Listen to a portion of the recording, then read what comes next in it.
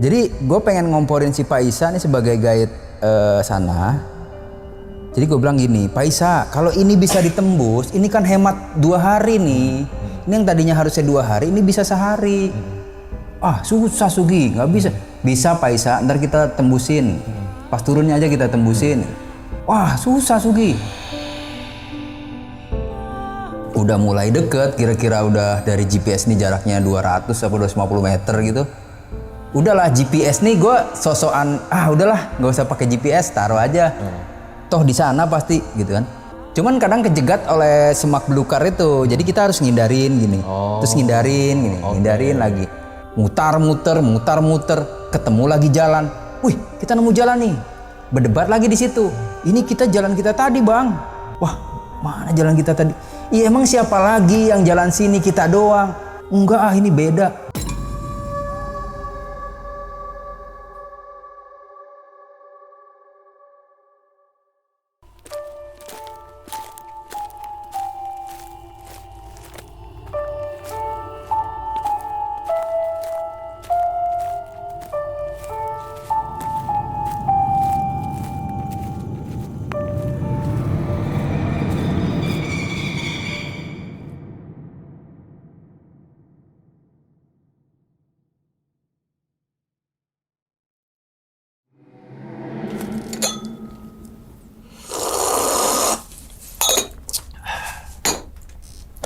Assalamualaikum warahmatullahi wabarakatuh. Kembali lagi bersama gue Sumar Adi Wijaya atau biasa dipanggil Umang dalam segmen Ngopi Horor. Ya teman-teman semua, pada video kali ini atau pada kesempatan kali ini lagi nih kami kedatangan narasumber yang mungkin teman-teman semua nggak asing, dan yang nonton pastinya jangan ditunggu-tunggu tentang cerita horornya, dalam artian horor masalah setan, jin dan lain sebagainya. Tapi orang yang di samping gue ini punya sejuta. Wah, sejuta.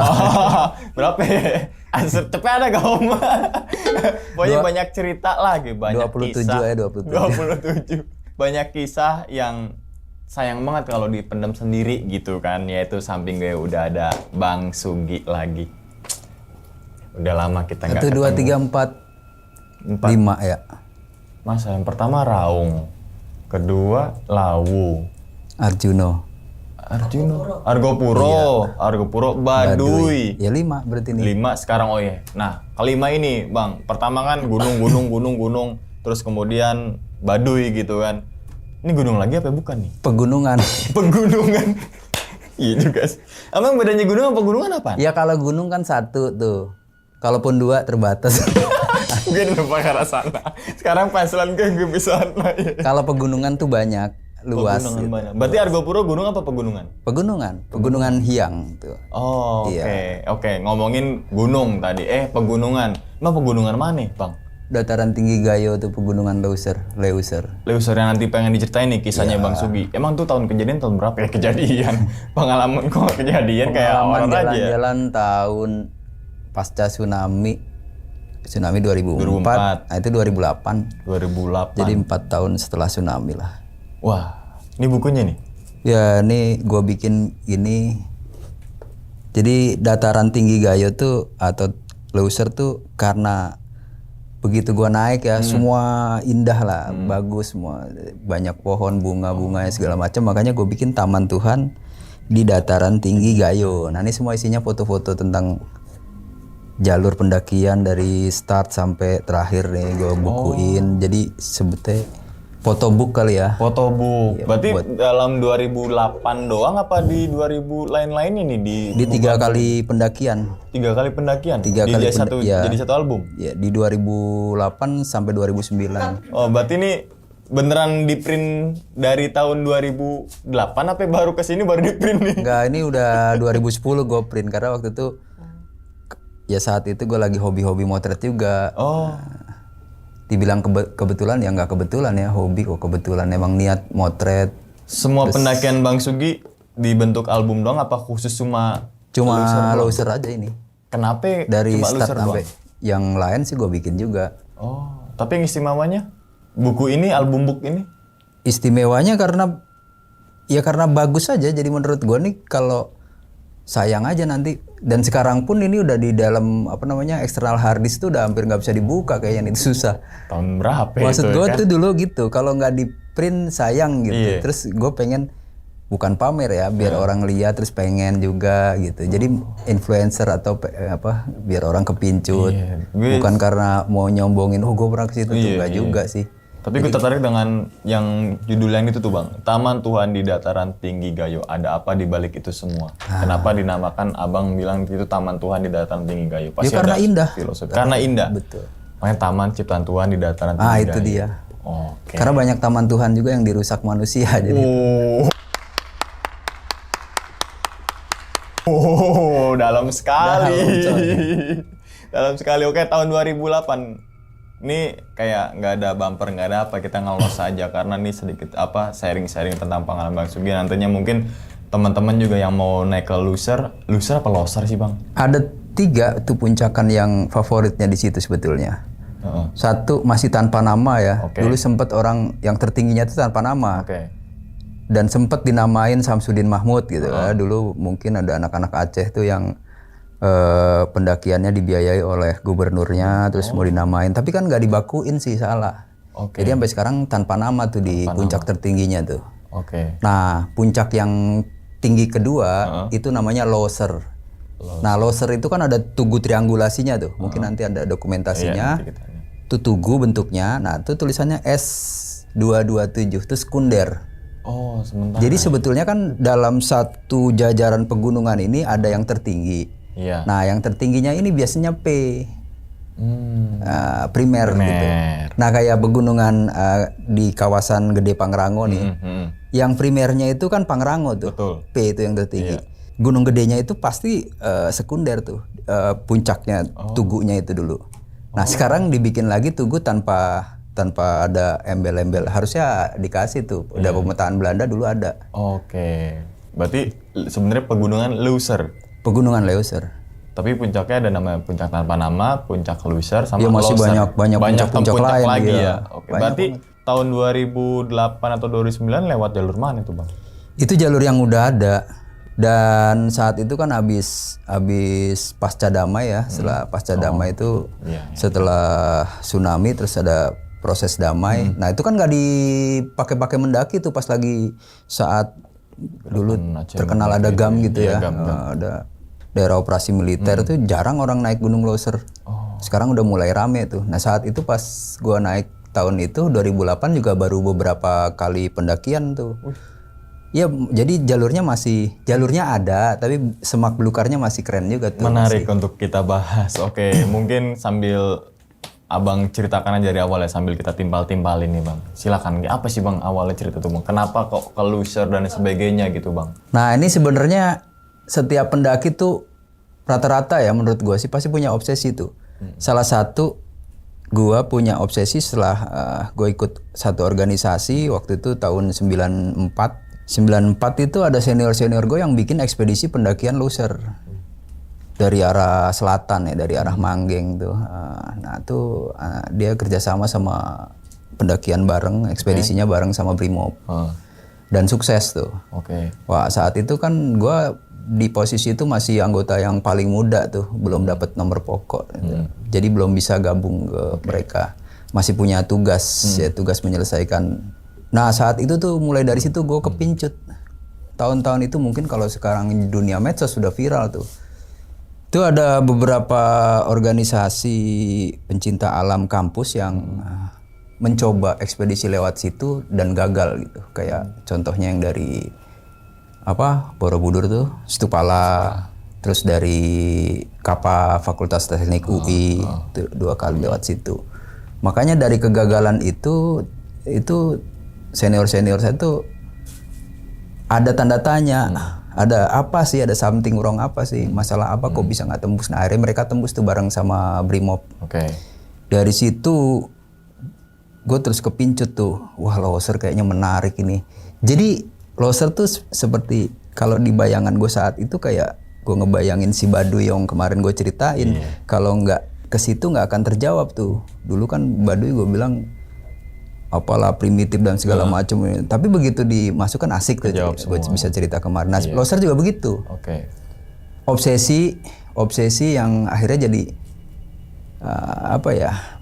termotivasi nih, harus punya motivasi. Jadi gue pikir suatu saat gue harus bisa, gue harus kesana gitu.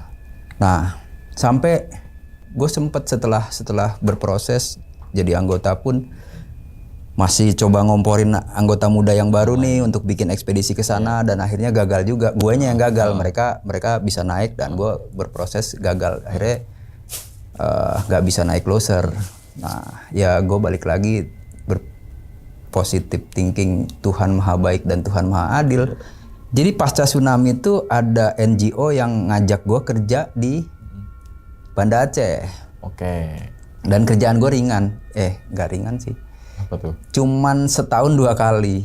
Jadi ada anak-anak muda, NGO itu NGO yang konsen di anak muda untuk recovery atau apa sih namanya, proses trauma healing gitu. Tapi NGO ini selama 5 tahun pasca tsunami itu di situ.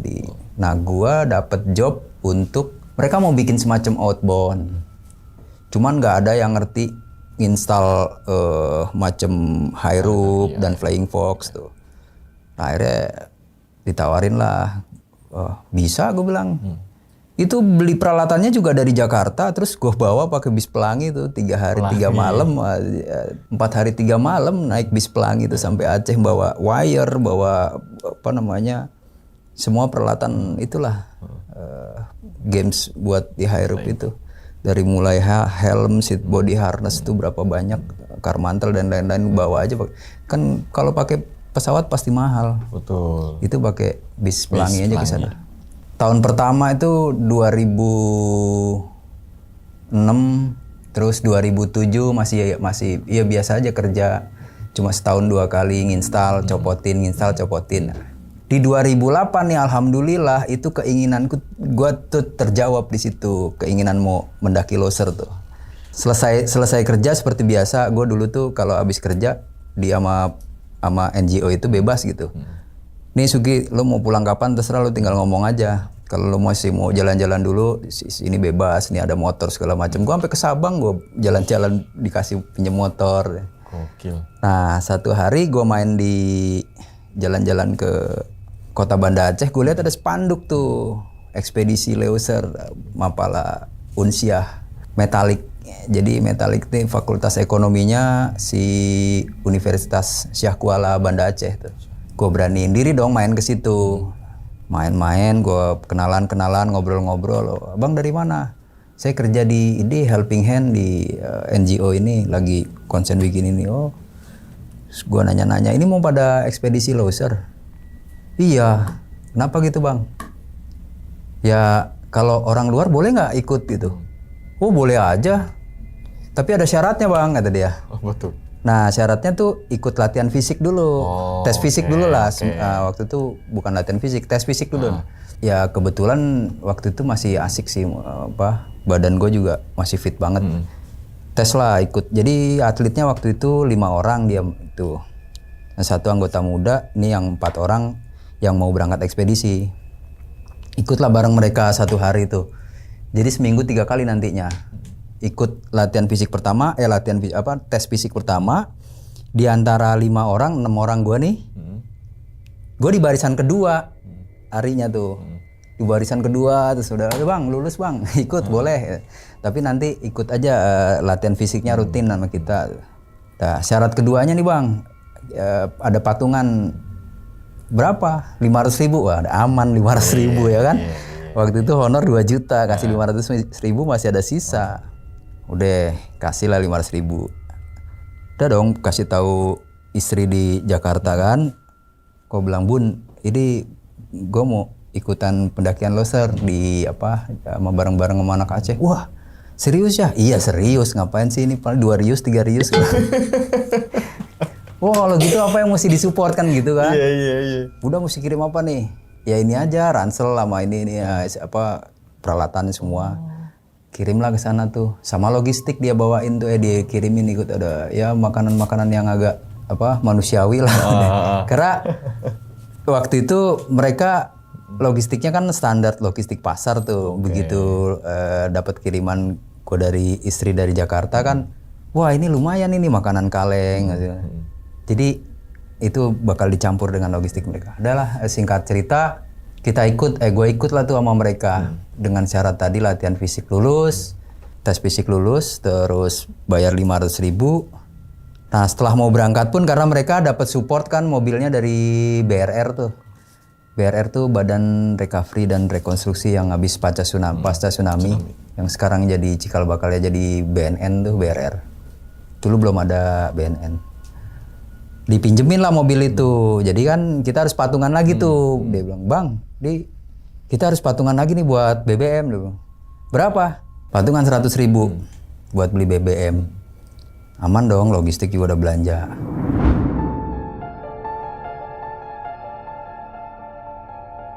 Nah, berangkatlah kita itu dari Banda Aceh ke Blangkejeren ke Gayo Luwes ya. Kecamatan Gayo Luwes apa. Sampai ke desa Kedahnya atau kampung Kedah sih, gue lupa tempat Mr. Jali itu. Mr. Jali itu guide pertama daerah situ untuk jalur itu, untuk jalur loser lewat Kedah itu Mr. Jali. Kita ke tempat dia tuh. Berapa malam ya? 1 malam full tuh. Kita berangkat sore, pagi kita nyampe sana. Terus sebelum sampai rumah Mr. Jali kita ke Taman Nasional dulu, ke Balai untuk urus surat-suratnya. Tapi sebelum itu udah diurus sih sama senior mereka tuh, sama seniornya dari Metalik, dari seniornya mereka yang ada domisili di sana, udah diurus. Jadi tinggal nunggu keluarnya aja, gampang udah, tinggal bayar ininya simaksi, dia bisa masuk. Nginep lah di tempat Mr. Jali tuh, dia punya bungalow. Kita nginep di situ, prepare kan, prepare tuh kita bikin ininya, rencana pendakiannya. Kira-kira berapa lama sih pendakiannya, terus atur paket-paketnya, paket hari pertama, hari kedua, hari ketiga dan seterusnya tuh. Di manage ya? Di manage banget. Karena itu waktu itu diprediksi kita 14 hari naik turun dan bener 14 hari. Jadi hari ke-8 nyampe puncak, terus sisanya pulang. Itu di manage banget logistik. Di manage tuh gini. Ini hari pertama, hari kedua, hari pertama pagi, siang, sore, hari kedua pagi, siang, sore, hari ketiga pagi, siang, sore dan seterusnya. Nah nanti ini bukan hari pertama siapa yang bawa ya, paket pagi di siapa, paket siang di siapa, paketnya. Itu hari pertama gitu. Ya kalau nggak gitu nanti enakan yang pertama nih, apa namanya? Hari kedua udah berkurang. Nah kalau pagi, siang, sore terus adil tuh gitu dikocok. Lalu di strateginya nanti si paket-paket ini kita 2 hari pendakian itu naruh paket di camp itu. Jadi 2 hari pendakian misalnya nih camp 1, camp 2 tuh naruh buat turun nanti. Oh apa? Itu yang disebut tanam? Ya ada istilah tanam ya.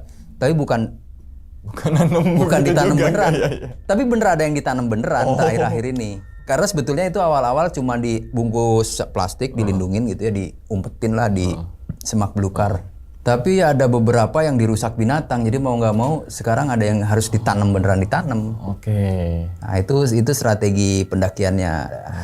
Jadi total kita mendaki tuh dari Metaliknya berempat, terus sama gua 1, sama guide 1. Guide-nya Bang Udin. Jadi disebut guide, di sana nggak ada porter. Karena lu mau morterin gimana tuh, barang yang sama dibawa bebannya sama juga. Nggak mungkin dong diporterin dia bawa lebih banyak gitu. Ini di adil aja si guide sama kita tuh bawaannya adil. Sama beratnya dan diukur lah. Jadi setelah kita prepare, mulailah kita pendakian hari pertama tuh dari penginapan Mr. Jali tuh. Dari situ pendakian hari pertama itu lewat yang namanya Green Sinebuk, Simpang Air, baru kita ngecamp pertama tuh di camp Bivak 1 namanya. Bivak 1? Iya. Itu hari pertama. Itu masih ya nggak ada yang terlalu ekstrim lah, nggak ada yang terlalu kejadian menarik dan saya biasa aja. Hutannya juga baru masuk hutan setelah Green Sinebuk tuh baru masuk hutan. Sekarang malah di Green Sinebuk tuh udah ada pondok bagus tuh. Nah, lihat dari medsos. Dulu belum banyak, belum ada. Oke. Simpang air disebut simpang air tuh sebenarnya dari Green Sinebuk ke simpang air. Simpang air tuh apa ya? Dulu sebenarnya ada sumber air, bukan sumber air, ada genangan air. Oke. Kalau lagi musim hujan aja itu, kalau enggak ada. Kayak kemarin pas yang pertama ke sana tuh nggak ada. Oh. Singkat cerita kita sampai di Bivak 1. Bivak 1 tuh kurang lebih ketinggiannya 2.200-an apa 2.100 gitu ya. Kita nginep di situ terus masih aman-aman aja. Nah, kita cerita lanjut besoknya. Dengan paket makanan yang udah sesuai dengan rencana. Hari kedua kita lanjut. Nah, hari kedua ini yang agak ada mulai trouble tuh gini. Jadi di Bivak 1 itu sumber air di camp itu tuh cuman dari genangan-genangan yang dibuat sama pendaki-pendaki yang kemarin dulu itu. Jadi genangan itu cuman karena nih agak kemarau, jadi malam itu kita nginep di situ tuh cuman cukup sampai malam dan pagi tuh habis. Jadi kita buat bekal naik ke besoknya tuh perbekalan air kita minim, sangat minim. Cuma si Bang Din guide bilang nanti di pucuk angkasan ada air. Ya untuk menuju pucuk angkasan nih, pucuk angkasan nih setinggi Gunung Gede. 2.900-an, iya. Jadi lumayan tuh dari 200-an ke 2.900-an tuh. Nah lumayan tinggi kan, sementara air harus hemat-hemat nih. Nah disitulah tuh udah lemes, sampai siang pun makanan kita nggak masak, akhirnya makanan yang instan-instan aja, yang jadi paket yang harusnya dimasak makan siang itu ya kita simpen. Terus akhirnya ngebredel sebagian yang kita bisa makan tanpa harus dimasak. Dan sampai ada salah satu temen tuh yang dia ngumpulin di tempat tumblernya, di tempat airnya tuh dia ngumpulin dari genangan-genangan di Kantong Semar tuh. Berarti masih banyak Mas? Wah, Kantong Semar juara di sana, banyak banget macamnya. Oh, ada fotonya nanti nih? Ada banyak. Oke. Dikumpulin itu kan di dalamnya banyak serangga tuh. Iya. Ya dia harus sebelum diminum harus disaring dulu pakai syal. Nah kan semuanya waktu itu kan disebutnya mereka ekspedisi tuh masih disiplin, dia pakai syal kan. Masih disiplin. Bawa. Ya kalau gue kan tamu nih kan harus. Jadi sebelum diminum dia saring dulu. Ya udah lemes karena memang kurang makan hari siang itu, dan alhamdulillahnya menjelang maghrib baru kita bisa sampai di pucuk angkasan, puncak pucuk angkasan tuh. Mirip kayak kita ke Gunung Gede. Di puncuk angkasan juga yang gua heran tuh memang ada kolam kecil, tapi yang udah ada gulmanya, udah ada pohon-pohon airnya gitu. Jadi udah kayak natural banget tuh, udah kayak mata air, dan itu kayaknya kalaupun kemarau lama itu surutnya akan lama tuh. Jadi lumayan bagus tuh sumber airnya di puncuk angkasan. Bakal kering, cuman kalau kemaraunya lumayan panjang. Karena itu genangan-genangan aja yang dibuat kayaknya dari zaman ekspedisi gitu ya, dari zaman ekspedisinya Belanda tuh. Karena gue bisa cerita itu emang lama banget itu dibuat gitu, bukan semata-mata itu ada di situ karena alami, enggak. Jadi memang dan di puncuk angkasan tuh kan ada patok triangulasinya juga, ada patok semacam kotak gitu, tapi nggak setinggi si Loser ya nanti ya. Nah itu emang dibuat untuk proses ekspedisinya si Belanda dulu tuh. Kita ngecamp di situ malam kedua di pucuk angkasan. Ya belum ada cerita yang menarik. Paling dan jangan kaget kalau di situ tiba-tiba si guide ini ya ngasih suguhan lah, ngasih suguhan gitu. Dan itu itu kan ya gue anggap memang di dalam gunung. Oh ini tempatnya dia gitu kan, daerahnya dia dibawain. Nah cuma itu yang agak ya ceritanya lucu-lucu. Ini si guide tuh rajin kalau ngelintingin buat kita tuh. Terus dia lintingin, dia sundut. Cuma gue perhatiin ini guide si Bang Din nih nggak mabok-mabok dalam hati gue. Nggak bisa gitu juga, gantian nih besok ya kan. Udah ntar gue liatin. Tapi oke lah itu kita lupain dulu. Nah hari ketiga Baru kita mulai melanjutin perjalanan tuh lewat berkelok-kelok. Jadi belum naik turun ya, masih kelok tuh namanya. Wah, gue nama pos-posnya lupa lagi nih, cuma udah gue tulis di sini. Ada lintasan badak, ada kubangan badak, nama posnya, ada Sungai Alas. Sampai mau masuk Sungai Alas itu kan kita kebuka tuh ada padang rumput. Wah, keren lah. Padang rumput luas. Ya kalau kita lihat Surya Kencana ini lebih luas dari Surya Kencana. Terus ada gapura yang mereka bikin secara alamiah. Gapura kayak semacam niat nggak niat ya. Niat nggak niat tuh sengaja nggak sengaja. Jadi itu mereka bikin aturan nggak tertulis. Setiap lewat situ naruh batu satu gitu. Itu pas naik gitu. Nanti turunnya juga gitu, naruh satu. Jadi lama-lama tumbukan banyak. Jadi ngebentuk gapura. Dan itu mereka bikin aturan yang tidak tertulis tuh cuma boleh 1 kali naruh saat naik dan 1 kali naruh saat turun. Gitu. Untuk jadi, 1 orang? Iya 1 orang, 1 guide ya. Tapi kan nggak harus guide-nya tuh. Kalau kita mau pun nggak apa-apa. Gue mau ikut nambahin gitu. Tapi jangan 2, jangan 3. Gitu. 1 ya 1, kanan kiri 1. Itu sekarang udah ngebentuk gapura tuh, fotonya juga ada. Sampailah kita di Sungai Alas. Tapi sebelum nyampe Sungai Alas, habis lewatin gapura itu, gue nemuin dan itu pasti memang jejak harimau tuh. Oh, nemuin bang? Iya, dan gue ukur segini nih, dan cedok ke dalam. Dan itu pun si tanah memang nggak becek ya, tapi lembab-lembab gitu. Cuman ukurannya segini terus cedok ke dalam. Yang ada di bayangan gue kan ini binatangnya segede apa gitu kan.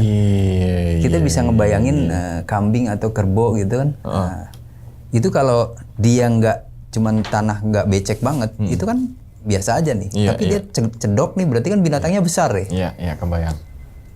Dan itu ya tetap tanda tanya besar gue, terus tetap berasumsi bahwa itu harimau gitu. Cuman kan gue punya prinsip selama kita mendaki tuh nggak punya niat merusak, dan nggak mungkin lah kita diserang. Bukan nggak mungkin, ya insya Allah nggak diserang binatang buas. Artinya itu memang habitatnya dia tuh, habitat harimau Sumatera kan, sampai ke situ tuh.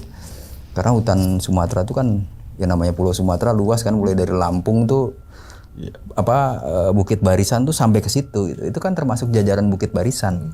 Ya kira-kira gitu. Itu malam pertama di Bipak 1, malam kedua di Pucuk Angkasan, malam ketiga di Simpang Lintasan Badak, terus kemudian malam keempat di Sungai Alas. Sebelum masuk Sungai Alas tuh tadi lihat jejak itu tuh. Nah, yang namanya Sungai Alas tuh bener-bener keren lah. Masih airnya juga masih jernih banget. Dan nggak ada kendala, kita nyebrang Sungai Alas tuh kalau setelah itu teman-teman yang lewat situ tuh pada punya kendala banjir pas banjir tuh. Ya tapi karena ini gue pas kemarau, pas nggak terlalu lebat hujannya, curah hujannya nggak terlalu tinggi, tuh si Sungai Alas jadi asik. Nah kita bermalam di situ, nah disitulah tuh gue jahilin juga nih si guide nih. Mau nggak mau kan gue bikin lintingan sendiri, gue kasih dia nih. Nah ini loh, sekarang gue ngisep lintingan lu isep juga lintingan gue dong. Biar kita adil gitu. Isep. Ternyata begitu gue perhatiin pas dia ngelinting, tuh yang paling atas tuh tembakau yang dia nin. Jadi ini tembakau Samsu. Dia isep tuh sampai habis tembakonya ya nggak apa-apa. Setelah udah habis tembakonya kan diputer tuh. Oh my nota. Pantes lu kagak giting, gue yang giting, setan. Tahu. Ya itu selingan aja ya. Maksudnya gue nggak paham juga. Tapi kan itu memang daerahnya dia di situ. Terus dibilang, ya gue nggak tahu. Sampai sekarang pun di mana ladangnya tuh mereka nggak pernah kasih tahu. Ini oleh-oleh aja dari kami, kata dia kan. Oleh-oleh apa namanya? Jamuan gitu kayak. Dan mereka rata-rata kalau ke ladang ya bawa. Ya seperti dulunya kayak mungkin kalau orang Jawa tuh kemana-mana bawa bako gitu, yang harus kira-kira gitu. Itu sampai Sungai Alas. Wah itu berliku-liku, terus kita harus sampai ke besoknya kita lanjutin naik lagi ke Kolam Badak. Ya disebut kolam badak cuma nama-namanya aja sih. Ya, kalau mitosnya badaknya sih nggak ada, kayaknya nggak. Badak Sumatera gue nggak pernah denger tuh. Ya kan, apalagi badak yang di daerah pegunungan tinggi-tinggi kayak gitu, kayaknya belum pernah denger sih habitatnya. Itu cuma nama-nama aja, kayak seperti kandang badak di Pangrango itu kan cuma kandangnya aja, badaknya nggak pernah ada. Juga ya. Badaknya di Taman Safari. Iya. Ya badaknya rata-rata kan di binatang rendah tuh, kayak jebulon gitu kan. Nah, itu malam ke 1, 2, 3, 4, 5 di Bivak Kaleng. Disebut Bivak Kaleng itu beneran ada kaleng-kaleng bekas ekspedisinya zaman Belanda. Jadi kaleng black, kaleng kotak kayak kaleng roti tuh. Bukan roti kongguan yang segede-gede kaleng kerupuk. Iya, tahu.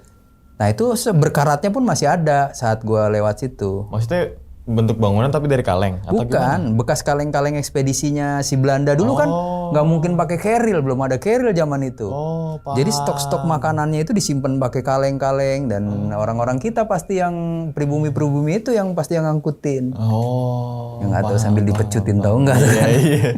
Ayo. Tapi enggak lah, itu mitos itu. Iya. Ya kalau gitu pasti orang nggak mau lah, pasti kabur. Pinteran pribumi daripada si Belandanya kalau masalah masuk hutan. Tapi kalau masalah navigasi ya pinteran si Belanda lah. Dia bisa merencanain itu kan kartografi atau topografinya si Belanda yang dia lewat mana. Sekarang masih ada di peta itu di mapping sama dia dan di puncaknya pun setiap triangulasi yang sudah dia pasang, yang udah dia bangun itu ada tanda segitiga tuh. Artinya apa tuh Mas segitiga? Itu udah dibangun triangulasinya. Kalau yang belum kayak puncak tertingginya yang P-nya nih Samsudin Mahmud ya belum. Atau puncak tanpa nama nih. Terus di Leusernya juga belum ada patoknya, ya belum ada tanda segitiga di petanya. Ya kita lanjut. Disebut Bivak Kaleng itu karena memang banyak kaleng-kaleng sisa logistik Belanda tuh yang banyak lah berceceran di situ dan udah karat, tapi ya udah berapa puluh tahun lah setelah itu. Dan itu mungkin ekspedisi terakhir ya sebelum Belanda terusir dari Nusantara ya, bukan dari Indonesia. Dari Nusantara karena Indonesia 1945 baru ada. Dari Bivak Kaleng terus ada Camp Antara, Camp Putri. Nah ini yang lumayan agak menggelitik tuh.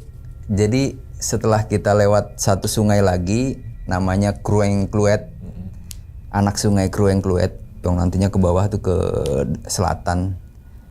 Setelah ngelintas Krueng Kluet itu nanjak. Nah satu temen namanya kalau nggak salah Abot tuh, dia megang tai tuh, kotoran binatang. Cuman gede. Ya seonggok kayak kotoran manusia gitu lah. Terus sampai dia teriak, waduh tai nih. Ya emang tai. Itu pun dibahas gitu. Itu ini tai apa sih sebesar ini nih? Binatang apa gitu. Udah tahu tai, dia cium lagi loh. Itu kan bener tai gitu ya. Udahlah. Ya sambil ketawa tapi udah lupain lah. Tai aja dibahas ya. Kita masih jauh nih perjalanan ya. Lanjutin terus naik sampailah Bivak Kaleng, lapangan bola. Tapi waktu pendakian pertama ini puncak Samsudin Mahmud yang tertingginya itu kita lewatin aja tuh. Bukan kita lewatin, kita nggak jadi fokus itu. Itu nggak jadiin tujuan, tapi tujuannya cuma ke Loser dan Leuser itu tadi. Cuma ke Loser malahan waktu itu, Leusernya enggak. Nah kita ngecamp di lapangan bola. Ke puncaknya tuh kita nggak bawa barang-barang besar. Kita tinggal di situ gitu. Maksudnya camp terakhir kita tinggal di situ. Besoknya kita muncak. Sampailah di puncak Loser. Ya excited lah waktu itu ya semua. Ya hampir semua nangis tuh nyampe situ tuh. Karena jarang-jarang banget saat itu tuh puncak itu tuh jadi puncak impian gitu. Puncak impian buat orang yang senang gunung hutan ya, naik gunung hutan. Nah, bedanya dengan Kartens ini kan pegunungan batu tuh. Puncak tebing batu. Jadi dua-duanya baik Kartens atau Leuser tuh dua-duanya sih pegunungan kan. Bukan gunung berapi. Jadi obsesinya pun beda-beda. Kalau orang yang senang manjat dan naik gunung pasti obsesinya Kartens. Kalau orang yang seneng gunung dan gunung hutan, obsesinya rata-rata Leuser. Jadi itu. Nah mudah-mudahan itu yang jadi sharingnya. Jadi kenapa sih loser? Loser tuh sebenarnya pendek sih, cuma 3.400. Loser tuh cuma 3.400 sekian gitu, nggak nyampe 3.500. Tapi cuman pencapaiannya ini gunung ini atau puncak yang tertinggi ini adanya di tengah-tengah pegunungan gitu, yang kita harus naik turun belak-belok, turun lagi naik lagi belak-belok barulah nyampe gitu. Bedanya di gunung di Jawa kan bisa ini dari desa Ini terakhir lebih nyampe. dekat, Nah ini butuh, mau ditempuh dari manapun tetap butuh berhari-hari. Ini si Leuser, puncak Leuser dan Leuser dan tanpa nama itu. 3 puncak itu. Karena adanya di tengah-tengah. Mungkin kalau adanya di pinggir ya terlupakan pasti yang tengah lebih lain. cepat lah. Itu pendakian pertama gua ke Leuser. Dan alhamdulillah lah, maksudnya gua bersyukur banget. Akhirnya ya Tuhan Maha Baik. Gue pikir tadinya ambisi gua pengen ke puncak Leuser, obsesi gue pengen ke sana terjegal dan nggak ini, terus akhirnya ya dijawab itu dan nggak tanggung-tanggung, malah sampai 3 kali nih.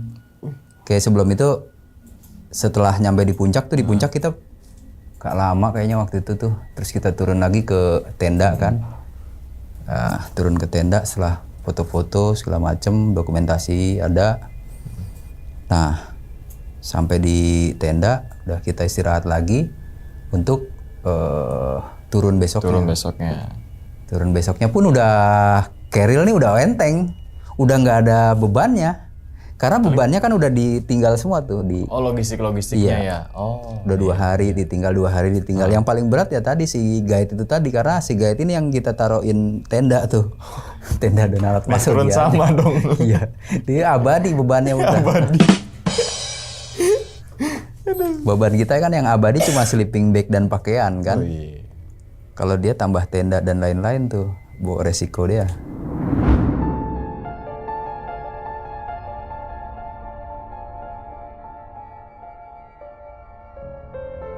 Nah, begitu kita turun, ini balik lagi sebelum sampai di kasus yang tadi tuh, Jadi posisi itu kita nyasar sebelum tempat kotoran, tempat tai tadi tuh. itu. Kita sempat turun terus nyasar. Nyasar, jadi jalurnya tuh begini. Ini turun, terus begini, ini naik gitu kan. Ini turun, muter, naik. Bukan muter, cuman bentuk U doang terus naik. Nah pas di U-nya ini ada satu kayak pertigaan, kita bikin bablas gitu. Terus saat kondisi itu capek, kita pasti kebablasan ke sana. Dan sadar pasti udah beberapa meter tuh baru sadar tuh, wah ini jalannya buntu nih, nggak bener nih. Berdebat di dalam tuh, berdebat di jalan buntu itu karena lumayan ada 100 meter lebih lah, udah baru buntu bener-bener semak tuh. Ya udah pasti nyasar, ini kita balik lagi. Nah begitu balik lagi dan kondisi capek, bingung nih, tadi yang kiri apa yang kanan ya? Kita dari kiri tadi kanan. Enggak lah, kita dari kiri tadi ke sini. Enggak lah, kita dari kanan. Itu berdebat tuh berlima tuh, berenam sama akhirnya penengahnya si guide itu Bang Din. Udahlah kita kanan. Coba kalau kalian nggak percaya tuh, yang kiri kalian lihat tuh ada kan batu tadi tuh yang besar tuh. Oh iya. Nah, mulai percaya baru diambil yang kanan tuh. Jadi saat itu turun, ini naik. Kalau kanan kita naik lagi, ya emang naik. Ya. Karena setelah itu kan baru turun tuh. Masa kita mau turun gunung nih pakai naik? Udahlah jangan banyak nanya gitu yang depan. Nah yang depan ini yang dia megang tai tadi tuh. Setelah itu kan dia paling depan tuh. Paling depan memastikan bahwa nyasar apa enggaknya. Akhirnya turun mau nyampe sungai Krueng-Kluet tuh. Baru dia pegang lagi tuh tai yang kemarin waktu dia naik. Udah bener ini. Udah yakin kita. Agak bener nih. Iya. Ini yang kemarin ku pegang nih gitu kan. Gue ngebayangin. Udah yuk turun ya udah bener tuh. Abis Krueng-Kluet. Nah, setelah Krueng-Kluet kan kita nyebrang. Nah baru tuh kita nemuin memang ngambil logistik yang kita tanam. Terus baru kita ngecamp di situ. Jadi pendakian Leuser itu memang tuh hari ke-8 kita baru nyampe ke puncak. Terus turun tuh bisa lebih cepat kan, 8. Jadi turun itu 6 hari. Naik 8 turun 6. 14 Jadi 14 hari total. Iya. Nah itu sih singkat cerita tuh nggak ada masalah lah. Sampai bawah tuh aman sampai pulang ke Banda Aceh. Nah next tuh sampai gue pulang ke Jakarta lagi. Terus sampai dapet job lagi ke Aceh lagi tuh. Baru sampai di Aceh lagi.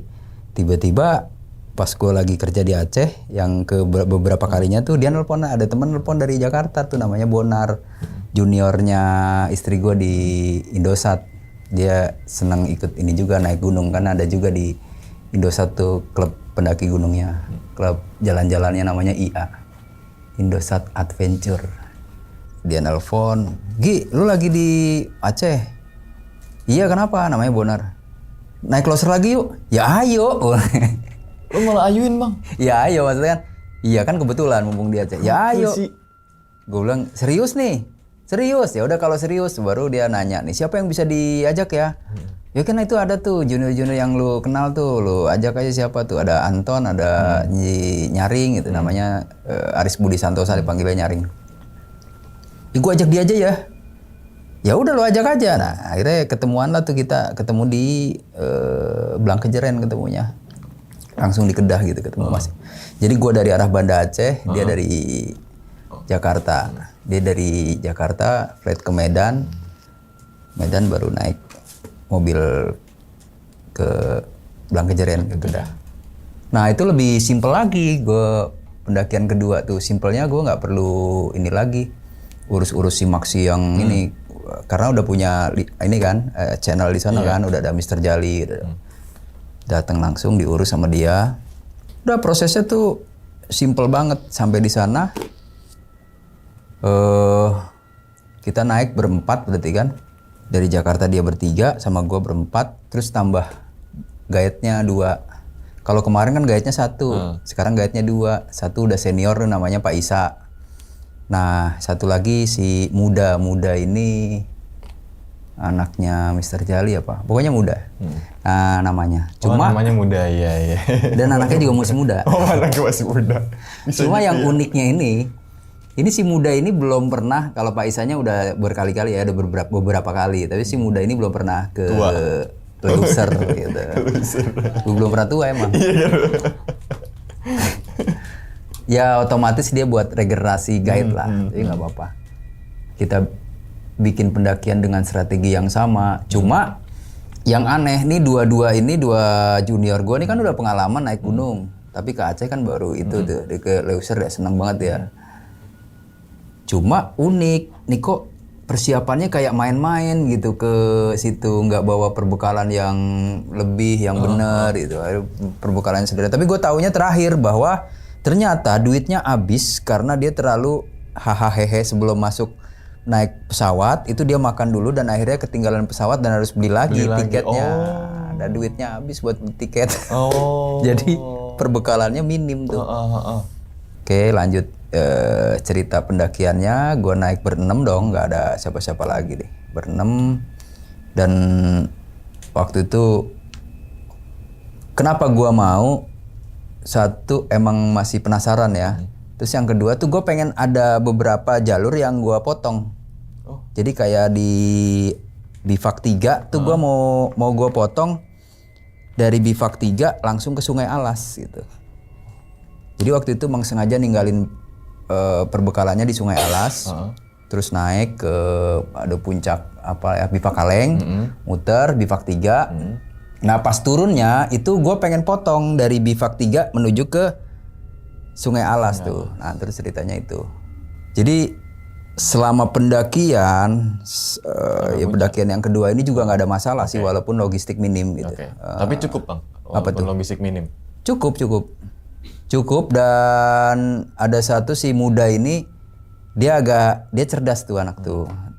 Jadi selain bersih, tempat bivak kita selalu bersih tuh, dipungutin sampahnya, dibakarin dan segala macem.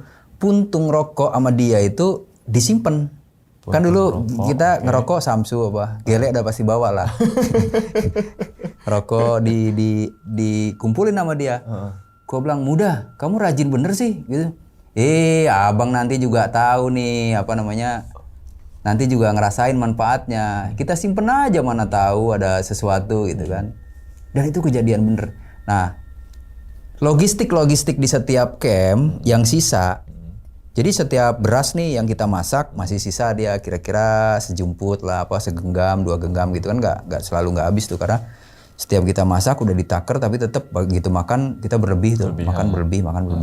Oh iya ada satu lagi di bivak lintasan Badak itu kita ngecamp.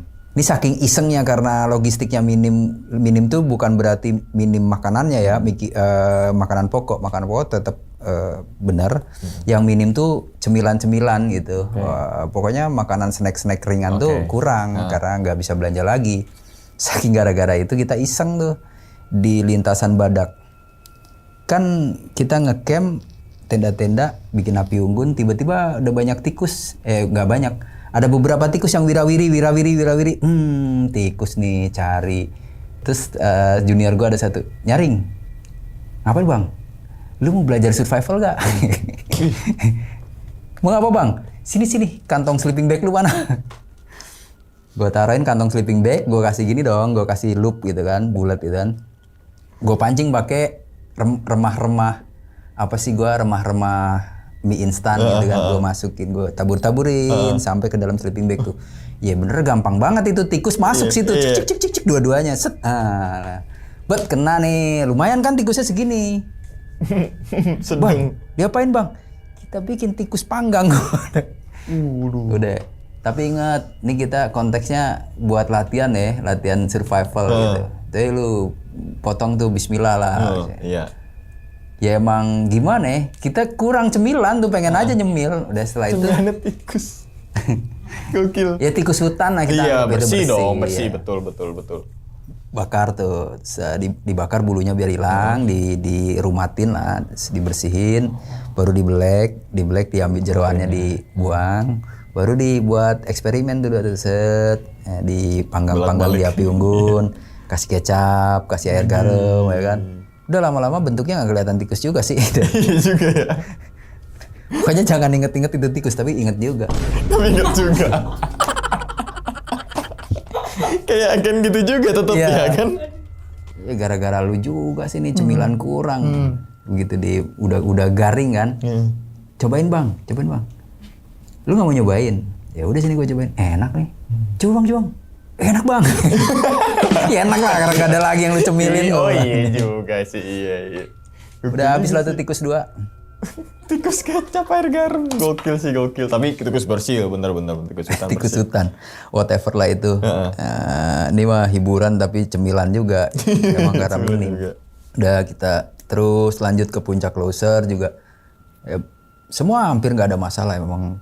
Satu gue udah tahu, terus guide-nya juga asik gitu si Paisanya nih. Paisa tuh udah tua, coba kayak dulu mungkin petinggi GAM juga nih Paisa nih. Tua tapi keren lah. Oke. Dan selalu dia, wih kalian udah lemas, ya istirahat dulu lah, bakar dulu ya kan. Pasti selalu ya. Iya. Gue bilang bukannya tambah lemes Paisa, ini beda, ini beda. Tapi hiburan-hiburan iya. itu. Iya. Nah kalau itu pendakian kedua ini sampai di puncak, gue targetnya kalau waktu itu kan cuman Loser doang tuh. Nah sekarang targetnya Samsudin Mahmud atau puncak tanpa nama. Sebelum Loser tuh kita ambil dulu.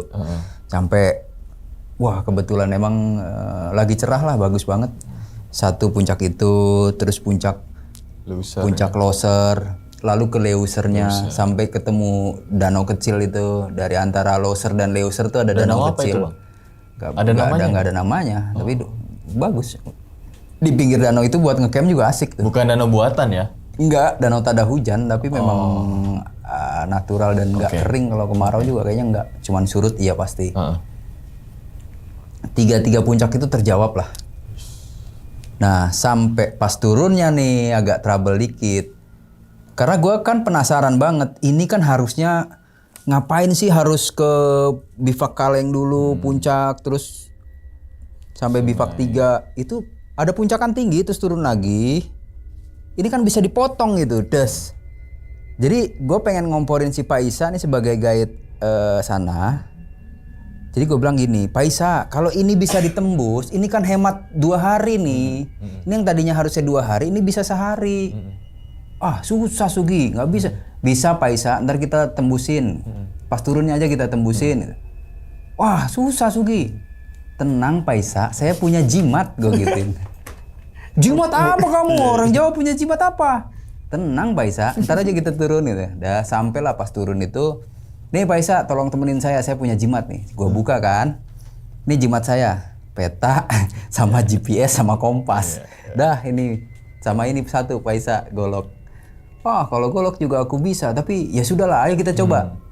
Tapi namanya orang lokal kan, nalurinya tuh masih ketar-ketir aja. Oke sudah masuk Sugi, iya Paisa. Gue pantengin ini GPS nih. Terus nge-track kan jalurnya, ngerekam, nge-record. Cuman maksud gua tuh si Paisa pengen banting kanan-kanan terus. Jangan Paisa, kalau kanan terus nanti kita kejeblos ke yang Sungai Krueng-Kluet. Ambil kiri lagi lah dikit. Jangan, ya udah berdebat aja terus tuh antara gua patokannya peta dan GPS. Paisa naluri alam aja. Tapi sampai ke Sungai Alas awalnya gitu. Bukan Sungai Alas yang gua nimbun logistik masih di bawahnya tuh. Jadi kan udah gue plotting pakai GPS antara timbunan logistik gue dengan gue sampai di Sungai Alas tuh itu kira-kira 500 meter lah kurang lebih kalau ditarik garis lurus tuh. Nah itu memang ya di hutan entah berantah, di hutan loser gitu. Tuh Paisa juga sebagai orang lokal ketar-ketir juga. Wah ini habitat si Om ini kata dia. Si Om? Iya harimau. Oh harimau. Masa sih Paisa? Udahlah nggak usah kita bahas. Saking nerobas jam dia hilang tuh. Jamnya Paisa. Ya si Bonar nih akhirnya kayak ngerasa berdosa gitu. Aduh kasihan juga jamnya hilang, goloknya patah lagi Om Paisa nih. Udah 2 aja. Nah gimana nih? Ya udahlah lanjut, kita potong aja nih Paisa 500 meter lagi. 500 meter jauh lah. Udah nyebrang Sungai Alas, tapi itu kan Sungai Alas yang masih anak-anak sungainya kan. Sungai Alas yang gue nanam itu masih jauh. Oke. Setelah itu setelah naik nyebrang Sungai Alas yang anak sungainya naik, itu kita udah blang itu. Blang tuh lapangan. Cuman masih ada gundukan belukar gitu. Wah udah nih, dan udah menjelang sore kan, kira-kira udah, karena di Bivak 3 tadi mulainya tuh siang, habis makan siang baru kita mulai terobos. Menjelang sore kira-kira jam 3 jam 4 itu baru nyampe Padang-Padang itu menuju ke titik logistik nih. Udah mulai deket, kira-kira udah dari GPS nih jaraknya 200 atau 250 meter gitu. Udahlah GPS nih gue sosokan, udahlah nggak usah pakai GPS, taruh aja. Toh di sana pasti gitu kan. Cuman kadang kejegat oleh semak belukar itu. Jadi kita harus ngindarin gini. Terus ngindarin gini, ngindarin lagi. Ngindarin tuh kita nggak ngeh. Mutar-muter, ketemu lagi jalan. Wih, kita nemu jalan nih. Berdebat lagi di situ. Ini jalan kita tadi, Bang. Kata junior gue kan. Wah, mana jalan kita tadi? Iya, emang siapa lagi yang jalan sini, kita doang? Enggak, ini beda. Dia berdebat. Udahlah, sekarang gini. Keluarin aja GPS. Buka lagi GPS. Gua buka angka 8 itu tracknya, begini lagi, setan. Muter dong berarti. Muter-muter aja di situ. Ya karena ngindarin semak-semak belukar di antara lapangan itu. Untungnya ada GPS. Waduh, gua bilang nih kesorean nih, nggak boleh anggap remeh gitu kan, nggak boleh anggap ringan. Jadi di situ itu salah satu pesannya. Udahlah, sedekat apapun lu coba tetap koreksi itu. Iya. Mau nggak mau, akhirnya kemalaman, nggak nyampe di logistik timbunan itu. Udahlah. Wah makanan nggak ada, karena kan harus ngambil di situ tuh makanan kita nih, makanan timbungan untuk turun. Udahlah nggak mungkin kita terus lagi malam-malam di loser begini, kita nggak jelas lah mau pakai GPS apa segala macam. Udah bikin camp aja, nge-camp lah kita di situ. Terus apa yang kita masak? Dah si muda inilah tadi tuh jimatnya tuh. Sekarang aman ya kan? Kenapa? Kamu senyum-senyum muda? Kan aku punya ini kata dia, beras yang dia kumpulin itu ternyata seplastik tuh. Cuman ada sisa dia megang mie instan 2. Ya udah kita mau lah nih gimana caranya, udah nasi sih aman kan kita masak tuh. Lauknya cuman mie instan 2. Kurang lah. Cari-cari lah tuh dia, pakis apa pokoknya di sayur. Udah, kita makan ini aja. Dan kalian pasti nggak punya rokok kata dia kan. Ini yang kukumpulkan kemarin. Yang buntung itu ya udahlah kita campur aja sama gele tuh. Iya, smart. Lah iya kan, Pinter, puntungnya pinter. ada, gelenya Pinter, ada, pinter. papirnya ada gitu. Kalau rokok yang aslinya kan di bungkusan berikutnya, di logistik berikut. Sengalas itu. Waduh, muda penyelamat kau ini memang. Iya. Itulah, jangan sepelekan aku, kata dia. Oke, jadi ya. Jadi walaupun malam itu malam yang hari itu hari yang melelahkan karena buka-buka jalur itu, ya udah akhirnya jadi humornya di situ. Untung ada penyelamat si muda ini. Kalau nggak kita puasa satu malam tuh, nunggu satu malam dengan kondisi badan capek, waduh. Betul. Asupan energi nggak ada. Iya, alhamdulillah. Padahal dari titik kita ngebivak ke titik logistik itu tuh paling cuma 150 meter lagi. Tapi karena malam ya bang? Iya, karena udah malam. Udah malam dan gue ngeri juga harus ntar keputer-puter lagi gitu kan. Iya. Nyalainnya setan. Nyalainnya setan lagi. Kalau kita tadi nyalain ngeremehin GPS. Iya, udah paling bijak kita ngecamp lagi, tunggu besok ada makanan nggak ada makanan, dan alhamdulillah ada si muda itu penyelamat itu bawa sisa-sisa itu ya. Iya. Kumpulin. Ya setelah itu besoknya pagi kita buru-buru tuh karena makanan cuma malam itu doang tuh, beras-beras yang si muda bawa tuh cuma untuk malam itu. Pagi-pagi itu ya kita buru-buru lah packing udah langsung menuju ke, ya nggak lama, setengah jam nyampe. Oh ini kita pesta lagi di sini ya kan, ketemu logistik yang kita tanam di Sungai Alas, pinggir Sungai Alas, Camp Alas itu tadi. Nah itu pengalaman pendakian yang kedua. Berarti ada yang ketiga, keempat, kelima? Apa gimana? Ketiga aja. Oh ketiga aja. Itu kedua pertama. Iya. Gue jadi penasaran, keempat, kelima ternyata ada 3. Berarti dalam setahun apa gimana bro? 2008, 2009. Kalau nggak salah 2009 yang 2 kali, 2008 nya sekali. Sama juga pengalaman tuh, lancar aja. Ya kalau yang ketiga lebih seru lagi sih. Karena rame-rame tuh. Oh.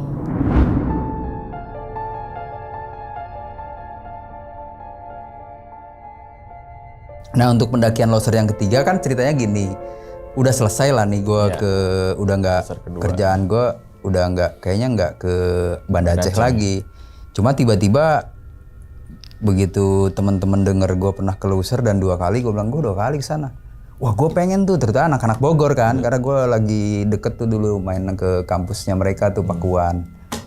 Wah ini anak-anak gimana ya, pengen gue ajak loser nih. Ya bikin lah, gue bilang. Udah berangkat lah. Kan biayanya mahal. Ya, emang mahal waktu itu kalau dihitung-hitung. Coba Gai berapa? Kalau nggak salah 3,5 juta per orang tuh. Dulu? Iya, untuk tiket pesawat, mobil, sama logistik, hitung-hitungan. Terus ya? si maksi, bayar guide. Pokoknya hitung per orang tuh 3,5. Mahal ya. 2009 3,5 juta lumayan. Mahal lah. Pesawat aja 800-an seorang, Bu. PP udah 16. Belum bayar guide, logistik. Terus gimana ya, Guy? Ya gampang kali, tapi gue kalau boleh pakai bendera lu, gue bilang. Maksudnya gimana? Ya pakai aja organisasi lu, bikin pendakian bersama tuh. Wah nggak apa-apa, gue tanggung jawab. Gitu. Bikin lah pendakian bersama loser ya kan, bla bla bla bla. Posting tuh, waktu itu ada Facebook udah ada tuh. Nah dapet lah tuh 5 orang anak Jogja. Ini lucu nih. Yang lucunya aja deh. Ada beberapa lah yang lucu ya. Oke. Dah dapet lah tuh anak Jogja. Akhirnya tersubsidi dong. 5 orang bayar 3 lengkap 3,5 juta. Gue pun gratis kan. Nah ini dari Bogor nih bertiga deh, dapat bertiga. Jadi mereka yang tadinya 3,5 dia cuma bayar 1,5 nih. Tersubsidi karena dari sini. Iya. Dan anak Jogja ini dari Sasenitala, anak ISI ya, kampus ISI Jogja. Gabung lah tuh, dapet. Berangkatlah ke Medan. Nah dari Medan kita nginepnya di ITM, Institut Teknologi Medan tuh. Dari ITM baru kita berangkat lagi ke Blangkejeren, ke Kedah. Nah di Kedah tuh karena itu kalau nggak salah musim pendakian Agustus tuh, dia tuh lumayan rame. Terus ketemu lagi sama 2 orang anak metalik juniornya yang dulu ikut gua. Dan 2 orang ini satunya yang anggota muda waktu itu ikut bareng tes fisik sama gua tuh. Jadi 5 dari Bogor 3, 5, 6, 7, 8, 9, 10 ya sama yang dari 10, 11 sama gua. Sama Gaet 2, 12, 13. Nah, itu kan di campnya Mr. Jali tuh, di pondoknya Mr. Jali. Tuh ada juga, ada rombongan lain juga. Ya kita kenalan dong, sosialisasi. Lu dari mana nih? Dari Mapa Laut. Mapa Laut tuh anak-anak Banten lah, anak Serang apa anak Tangerang gitu. bukan Tangsel ya. Tangsel. Mapa Laut lu cari deh tuh.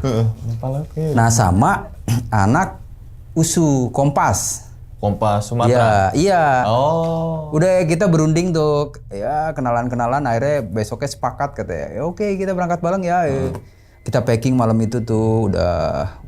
Nah ini kalau pendakian ketiga nih logistik paling asik nih. Udah paling termaintain karena gue belajar dari 2 pengalaman tuh. Paling keren. Iya. Logistik paling asik dah. Entah kenapa pagi-pagi pas waktu start tadi malam kita udah sepakat mau berangkat bareng. Ini 2 kelompok ini, 2 grup ini dia berangkat duluan nih si Mapa Laut dengan anak Bukan. USU itu Kompas. Jadi mereka gabung tuh. Dia berangkat duluan tuh pagi-pagi. Rombongan gue berangkat jam 10. Jadi kan depan-depanan nih, dia duluan gua tuh. Iya. Nah, si anak Kompas dengan Mapa Laut ini guide-nya Pak Isa.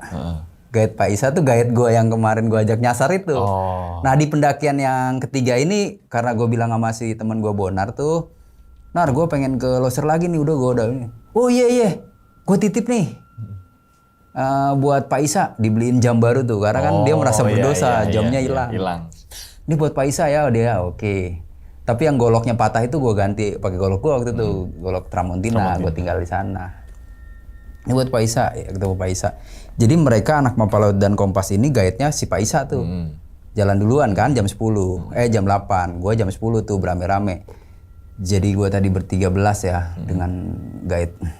Deh sepanjang jalan tetap dia duluan tuh.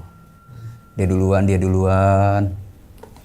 Nah satu saat ada 2 anak Bogor nih, 2 junior-juniornya tuh ada laki perempuan.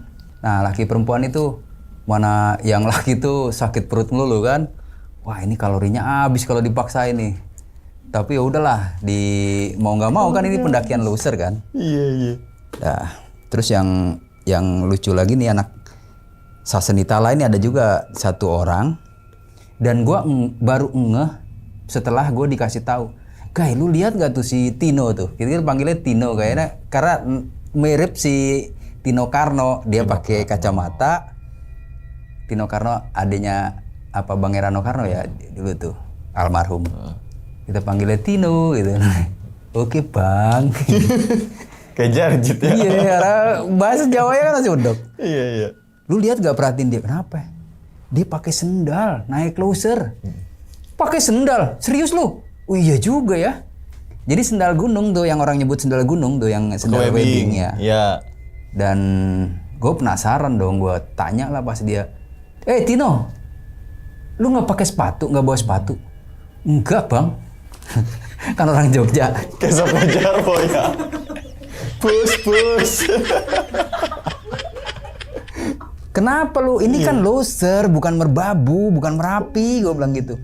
Iya sih Bang, kan aku bawa sepatu. Di stasiun hilang Bang. Ya lu kenapa nggak ngomong tadi di Medan kayak lu ngomong kita beliin lah sepatu yang 50.000 kan bagus di Sol lagi. Udah nggak sempet Bang. Ya udahlah resiko lu. Nah itu dalam setiap hari itu hampir rata-rata putus. Gitu. Ya kan? Nah begitu dia sendal ini putus, dia pinjem dong sendal temennya yang mirip, sendal itu juga, sendal gunung juga, sendal webbing. Oke. Nah sendal yang putus tuh disimpan sama dia pakai sendalnya dia. Set ya kan, terus pelan terus si Tino tuh. Nah setiap di camp di bivak itu kerjaan dia setelah nyampe camp beres-beres segala macem. Kan dia nggak ada tugas apa-apa ya, memasak udah pasti gua segala macem tuh sama anak-anak lah. Anak Banda Aceh juga masaknya jago-jago tuh. Dia ya bagian nggak ada bagiannya, ada pokoknya kayak tamu aja. Jadi ngejahit aja tuh, ngesolin sendal. Tino, iya Bang. Bakar dulu Tino. Kasih. Yang masak membayangin ngejahit aja. Aduh itu parah bener emang itu anak itu mereka tuh. Dan satu lagi yang bikin gua sakit perut ketawa tuh. Jadi ini rata-rata ya setiap perhimpunan atau setiap organisasi itu kan begitu nyampe puncak apa dong yang di foto-foto pasti bendera atau apa. Ini benderanya ketinggalan. Mereka nggak bawa bendera, udah nyampe puncak nih. Tapi namanya ini unik nih anak seni nih, anak seni rupa kan mereka tuh.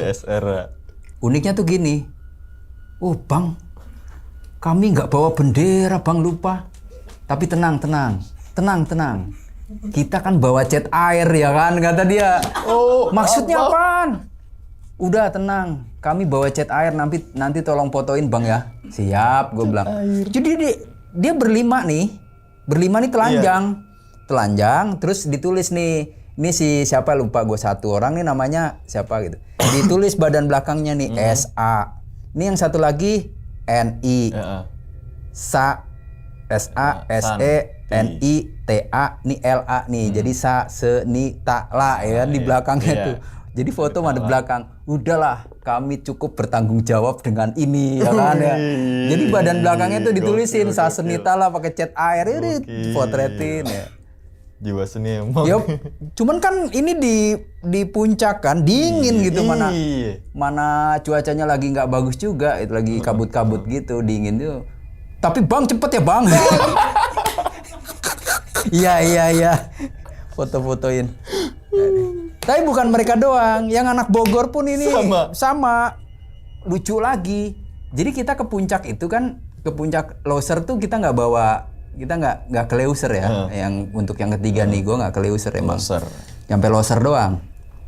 Benderanya juga ketinggalan, tapi bukan ketinggalan di rumah, di camp. Campnya tuh camp terakhir sebelum lapangan bola tuh, camp terakhir. Ya tololnya udah nyampe puncak. Ini yang satu nih laki-laki namanya Kocang, dia balik lagi tuh, turun. Nah yang perempuan namanya si Fitri. Kenapa dia Pit? Biasa bang. Apaan biasa nih, nggak ada terbiasa. Gue bilang baru kali ini. Lupa dia, benderanya ketinggalan. Iya ampun, dia turun tuh bet ke camp, balik lagi bendera. Bener. Lah kalau nggak percuma kan, udah tinggi ngapain udah sampai puncak Loser jauh-jauh berhari-hari nggak bisa bendera. Wah gue bilang parah lu. Ah itu tuh. Nah tapi sebelum nyampe puncak Loser nih, ini gue jadi nggak terstruktur ya. Kan otomatis gua dengan rombongan yang si Mapa Laut sama Kompas Usu nih, Kompas Usu di depan campnya, ini di sini, gua di belakangnya dia udah nyampe puncak, gua kesini doang belum kan. Nah begitu mau ke puncak itu hujan. Ini teman-teman gue juga, si anak-anak ini baik-baik bener tuh. Wah kasihan juga tuh. Jadi si anak Mapa Laut sama si Kompas tuh pada jemur-jemur pakaian. Karena emang hari-hari kemarin tuh hujan gitu. Dengan yakinnya mereka bahwa hari ini nggak hujan gitu. Nah, hujan diambil-ambilin lah tuh sama rombongan gue, dimasukin ke tenda-tendanya mereka tuh. Udah bang, kita cari amal. Mereka biarin aja. Kan saat itu memang belum ada terbersit buruk gitu, masih paling juga mereka paling mau nggak enak aja bareng sama kita gitu, cuma gitu doang. Minum dulu bang. Iya. Sakit perut gue nih. Nah akhirnya itu begitu mereka turun kepapasan sama kita tuh, set, itu tuh tadi hujan gerimis ini, pakaian lu gue masukin di dalam. Ya udah ya, terima kasih ya. Udah kita ke puncak tuh yang dari foto-foto dan segala macam di telanjang. Nah setelah itu balik lagi. Ini mereka udah nyampe di tendanya lagi tuh, camp. Udah beres-beres gue lewatin dong. Jadi camp dia kan jadi di belakang gue nih pas turun nih. Set, ya kita jadi di depan. Dan waktu itu sebelum nyampe tenda kita nih, karena emang hujan ya, hampir deres nih hujan. So ada batu besar tuh, bagus ya tempatnya, batu besar. Dan gue berdua tuh sama temen gue duluan. Wah ini hujan nih, kita neduh dulu aja di batunya kebetulan begini kayak ngebentuk goa gitu, coba cekung aja. Udah di situ aja, sambil nunggu anak-anak datang. Ya udah, tunggu. Wah dingin nih, dingin dari mana? Dia kan pakai jam yang keren tuh. Jam keren apaan bang? Sunto apa ya? Oh, Santo kali, Santo. SUUNTO tuh Sunto. Dia pencet-pencet kan. Biasa aja nih, masih sekian derajat kan. Lu juga pakai barang bagus tapi otak lu nggak bagus. Coba lu buka. Jam itu dari tangan lu lempar ke situ. Sebentar tuh kira-kira 5 menit lah. Coba lu lihat lagi berapa derajat. Anjir, 5 derajat, guys. Dingin pantesan. Balik aja buru-buruan. Ya iyalah, itu kan tadinya di badan lu panas gua bilang. Iya. Buru. Kita di tenda aja sambil nunggu anak-anak. Udah tunggu di tenda. Ya itu salah satu juga tuh. Nah, besoknya kita kan masih malam itu nge-camp itu di situ. Mesti kan beriringan tuh, dia di belakang kita tuh. Iya. Saking sebelnya kan, ini anak gak ada terima kasih, gak ada ininya sama kita ya. Itu pada sebel tuh anak-anak. Udahlah, dimin aja. Enggak, gue tetep dendam sama mereka nih. Ya mau dendam apa sih? Udahlah, biarin aja, kasih dia lewat. Nah, di makan siang pas kita turun kan mereka masih di belakang tuh beriringan gini. Kalau tadi pada saat berangkat gitu, sekarang turun begini dong. Enggak gini, gua sebel sama mereka. Bang, lu mau ngapain? Kita kan masih punya Fanta sama susu. Ya terus kita intip dia mau nyampe, kita bikin tuh Fanta susu. Lu Tian gondok banget kalau udah berhari-hari gitu kan. Iya. Ya udah terserah lu sih.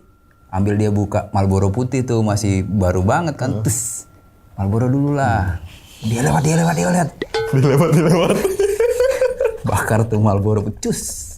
Kan baunya orang di hutan gak ada bau apa-apa, bau Marlboro kan keren banget tuh gitu. Kalau bau gelek sama mereka udah biasa. Ini bau Marlboro kan asik tuh. Sama ding pantas susu dingin. Anjir ya. Sampai segitunya tuh karena emang sebel nih sama anak ini, diajak bareng gak mau ya kan, udah diiniin begini. Oke lah, kasih dia lewat gitu, dia lewat set. Misi ya kita duluan. Iyalah, sok aja duluan. Kita masih ada pantas susu ini.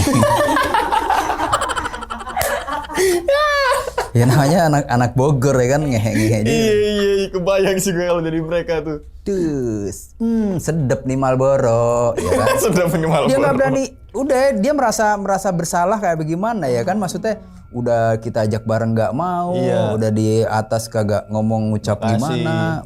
Udah kita tolongin masukin pakaiannya ke dalam tendanya dia karena hujan masih gerimis tuh. Udah nggak ada basa-basi, maksudnya apa gitu ya kan? Iya ntar kita ini ya enggak, udah cuek-cuekan. Udah. Nah, akhirnya kan dia lewat. Kita kan udah selesai habis makan siang tuh yang bikin pantas susu tuh. Nggak lama lah dia lewat, baru kita kemas-kemas lagi, habis ngerokok, habis minum-minum Fanta itu dah. Jalan lagi. Di belakang dia dong. Pada satu saat campnya di depan tuh bareng lah sama dia tuh. Jadi satu besar tuh. Emang di situ resek lagi tuh. Udah gitu. Namanya kan saat itu kita ada beberapa alat masak ya. Kalau nggak pakai api unggun, pakai Trangia tuh. Kalau nggak ada stok parafin juga. Nah mereka ada yang pakai Trangia, ada yang pakai spiritus kan. Itu dengan nyolotnya, weh spiritus kita mana nih? Hilang nih spiritus kita nih. Anjir guys, kita dicurigain bikin spiritus. Biarin aja udah nggak usah diambil pusing. Udahlah, kita saking asik-asiknya udah habis sambil masak gitu kan. Si Faisal lah tuh biasa linting kita hahaha ketawa ketiwi. Tenda lah kebakaran setengah tuh masak. Faisal itu apa itu? Itu apa itu? Api. Ya. Setengah kebakaran. Gak kebayang anjir. Inilah udah tenda kebakaran. Kebakaran. Udahlah ini jadi hiburan aja, mana malam itu kan malam kesel tuh karena bareng sama mereka tuh. Udah biarin lah. Udah yang penting kita nikmatin aja. Besok pun tetap begitu tuh. Nah ternyata udah akhirnya main salip-salipan gitu tuh. Siapa yang duluan sepanjang jalan. Sampailah puncak angkasan. Nah di pucuk angkasan tuh biarin aja mereka duluan tuh. Karena kita udah rencana tuh di pucuk angkasan tuh kita udah nanam macem-macem, logistik banyak. Termasuk ada satu rokok yang gua tanam, beneran gua tanam tuh di dalam tanah. Marlboro. Satu kaleng gudang garam itu gua campur dalamnya full penuh, termasuk Marlboro apa segala macem. Jadi di satu pelataran gitu ada di puncak angkasan. Nah kalau logistik sih terpisah ya, logistik yang ngumpetin si porter tuh, guide yang ngumpetin si guide gua. Gua mau ambil itu bungkusan rokok gue yang gua tanem, itu posisinya persis banget di satu tenda. Ternyata mereka nih rombongan ini ada tim penjemput tuh. Oh. Tim penjemput dari Kedah ke Pucuk Angkasan. Tim penjemputnya pada di Pucuk Angkasan. Nah, nendanya di pelataran itu, yang ujung tendanya itu persis ada di kaleng yang gua tanam itu. Dan kaleng itu kan gua nanamnya nggak serius. Yang penting ketanam asal aja gua tutupin sama batu. Nah, batunya udah hilang karena ngalangin ujung tenda. Termasuk kaleng gua juga hilang. Yang isi rokok full. Iya, dan siapa lagi? Kan mereka nih rombongan yang jemput nih. Juga. Wah, bersu. Gue nyari. Terus ada si gayetnya itu nyeletuk. Cari apa? Enggak, gue bilang gitu. Cari sesuatu gitu. Gue nggak ngomong gue cari rokok. Iya. Bukan kami yang ngambil ya, kata-kata yang itu tuh tim penjemput. Kok bukan kami yang ngambil? Maksudnya apaan? Kok lu tahu gue nyari apa maksudnya? Gimana nih? Wah. Udahlah, udah pasti hilang, udah pasti mereka yang ngambil, dan gue males banget gitu untuk berurusan. Ya akhirnya malam itu jadi bete tuh. Gak ada rokok dong, Bang? Masih ada, habis masih ada. Oh.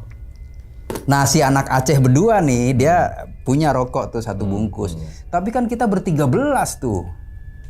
Wah, udah kita jatah lah, yang penting malam ini masih bisa ngerokok. Dan saking ngirit-ngiritnya tuh satu bungkus rokok, kalau nggak salah apa ya rokok. Surya? Dia kretek lah. Oh, kretek. Nggak ada filternya. Itu satu orang dua batang tuh dijatahin tuh. Untuk sampai pagi tuh. Buset. Ya udah kita hemat-hemat lah. Kita ngerokok gantian nih. Rokok lu dulu deh, garisin. Iya. Terus gini, iya. 13 orang satu batang? Enggak 13 orang. Misalnya gua sama lu nih, dia gua dapat 2, lu dapat 2. Tapi kan dalam satu malam 4 batang, ya kan? Iya. Mau nggak mau gue garisin tuh, gantian lah gitu. Rokok gue dulu ya, nih gue set oper join gitu. Padahal niatnya wah udah lumayan, orang sekaleng kan gocap tuh. 50 batang. Dan gue campur sengaja, ada macam-macam selera, ada Marlboro putih, udang garam ini, itulah. Suka. Ya udahlah, kita ngerokok ini. Cuman tetap gele masih banyak, ya tetap aja nggak enak. Masa gile banyak rokok nggak ada, gue bilang ini. Udahlah. Ya udah saking bete-nya tuh.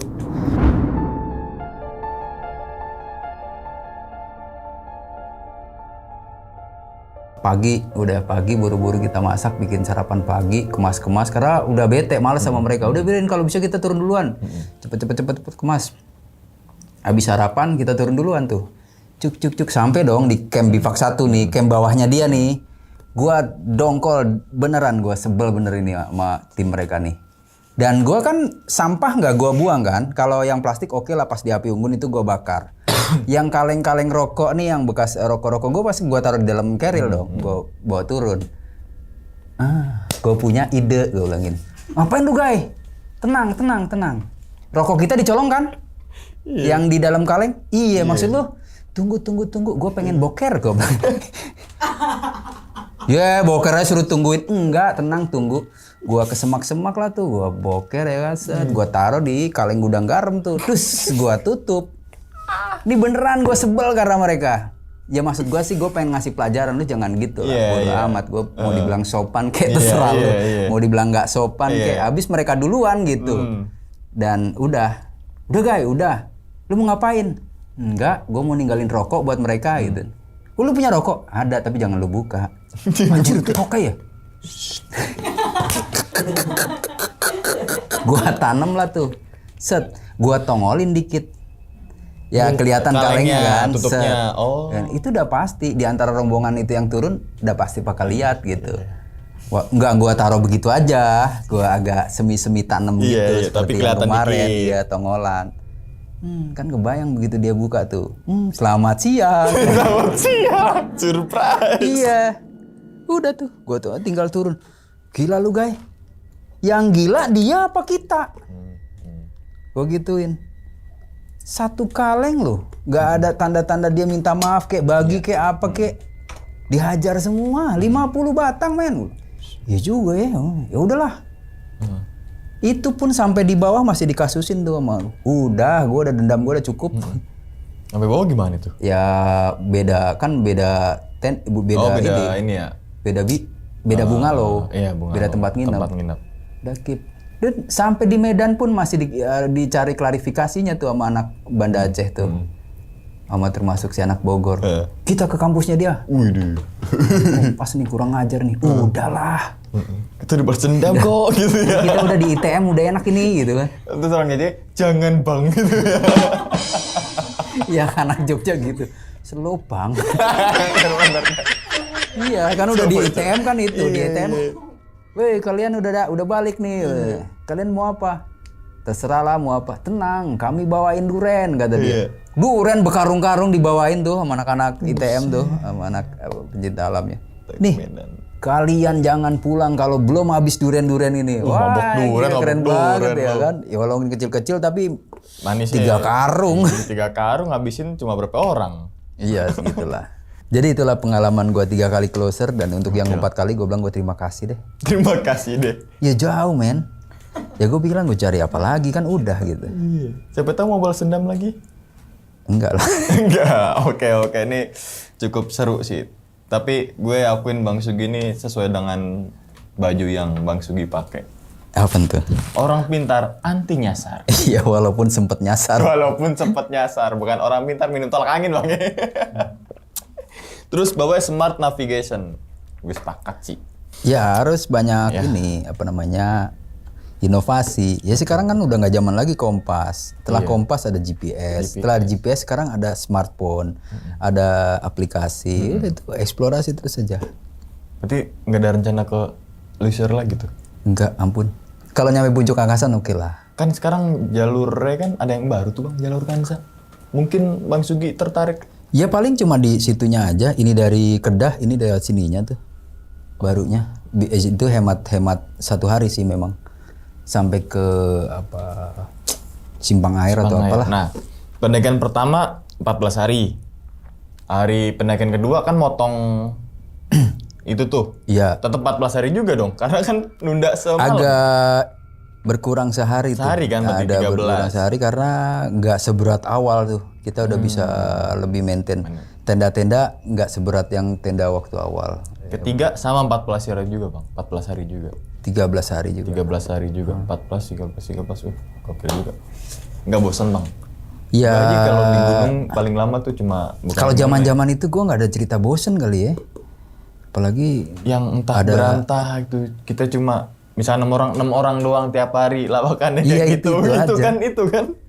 Bosen gitu maksudnya. Bukan karena pendakiannya tapi orang-orang itu kan bangun pagi. Malah yang gue bosen kemarin diulang lagi gitu. Bosannya tuh ngelihat pemandangan bagus. Saking bagusnya ya itu ya gitu-gitu. Sampai bosan. Gokil sih. Untuk ini Bang, apa namanya? Karena gue belum pernah ke Loser gitu kan.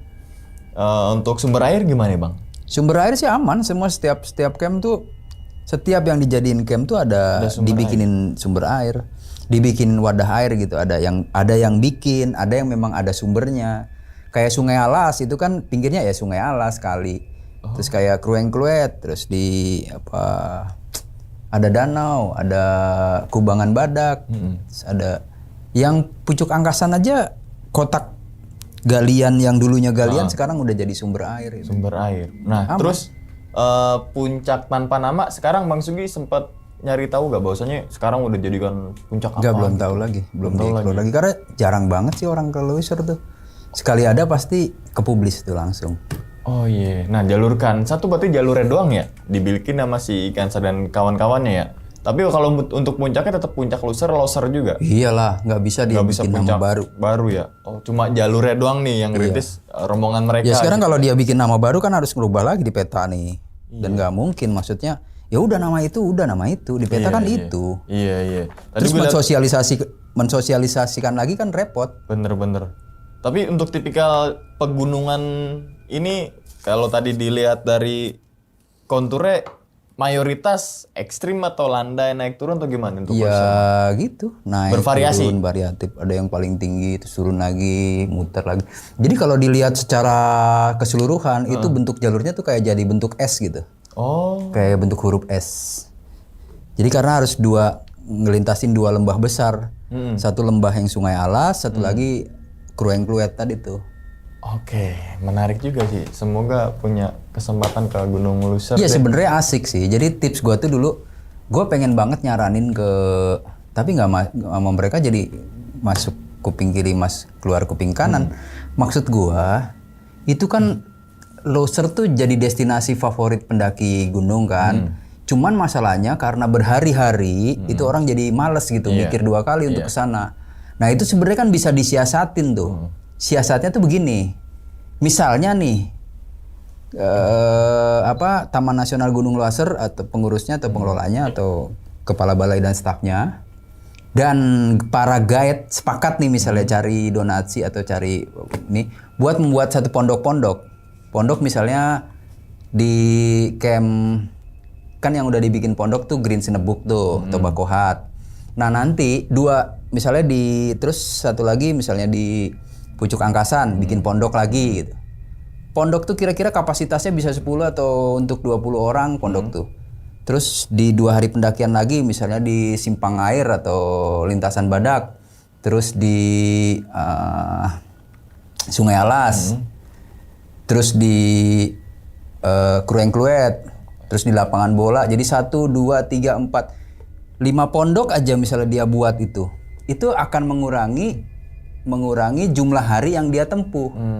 Kenapa bisa mengurangi? Kalau itu pondok-pondok udah jadi, lengkapinlah pondok itu dengan peralatan panci gitu kan, piring dan sebagainya. Nah, itu dikelola aja sama guide-guide lokal situ dan pihak Taman Nasional. Sehingga apa kan si guide ini nggak perlu bawa tenda. Di pondok-pondok itu aja gitu. Nanti ngecampnya. Jadi 2 hari yang tadinya 2 hari pendakian nih, dia ditempuh 2 hari itu kenapa? Karena berat bebannya nih kan. Tapi kalau berat bebannya dikurangi karena nggak bawa tenda lagi karena ada pondok. Dikurangi karena nggak bawa alat masak tapi karena ada pondok. Di pondok itu udah ada panci dan sebagainya. Kan berkurang tuh, bisa bablas tuh. Jadi yang tadinya 2 hari karena bebannya ringan jadi bisa sehari. Paham. Ini misal nih pemikiran gue kayak gitu. Paham. Jadi itu akan mengurangi hari pendakian. Yang tadinya sampai puncak kita harus makan 8 hari sampai 7 hari, mungkin ini bisa 4 sampai 5 hari gitu kan. Karena 1, 2, 3, 4 nyampe puncak. Turun lagi bisa bablas gitu. 10 lah ya. Ya minimal bisa segitu. Bisa 10 atau 8 hari bolak-balik. Dengan adanya pondok-pondok itu kan kita tinggal bawa apa sih? Makanan sama sleeping bag gitu misalnya. Pakaian pribadi, perlengkapan ya. Pakaian pribadi juga kan biasanya orang naik gunung tuh nggak lebih dari 3 setel kan. Pakaian jalan yang dipakai sama pakaian tidur cadangan satu udah, raincoat.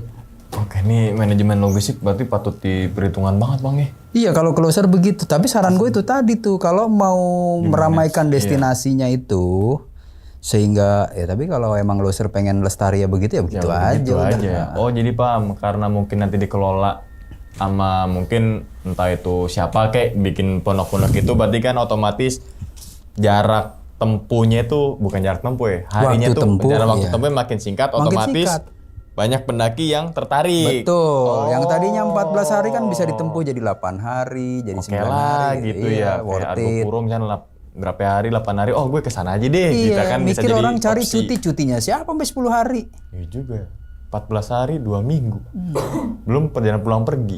Belum nginep dulu. Iya. Iya kan?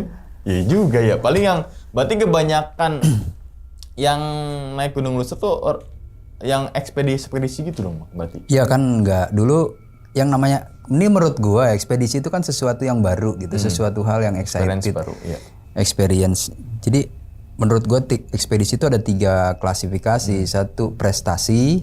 Prestasi itu misalnya Indonesia ke puncak Everest tuh waktu itu.